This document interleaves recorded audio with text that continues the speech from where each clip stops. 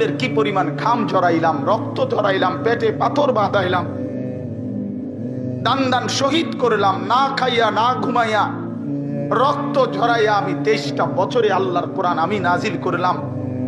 এরপরে এর চাইতে দামি আর কি বললে, এর চাইতে দামি কোন কথা বললে আমার রাসূলের মতো, এর চাইতে দামি কারে পাঠাইলে, এর চাইতে দামি আর কোন কিতাব দিলে তুই আমার কথা মানতা? কোরআনের চাইতে আর দামি কি দিলে আমারে মানতা? মুহাম্মদ আরবির চাইতে বড় দামি আর কারে পাঠাইলে? আমরা আসলে বাপ আমার সবাই বুঝছেন, আমাদের আসলে কোনো প্রশ্ন জবাব থাকবে না, কারণ আমাদেরকে আল্লাহ তাআলা কোরআনও দিছে সর্বশ্রেষ্ঠ, রাসূলও দিছে সর্বশ্রেষ্ঠ। فبأي حديث بعده يؤمنون? রব্বুল আলামিন বলেন এর চাইতে উত্তম আর কোন কথা বললে ইউমিনুন ঈমান আনতা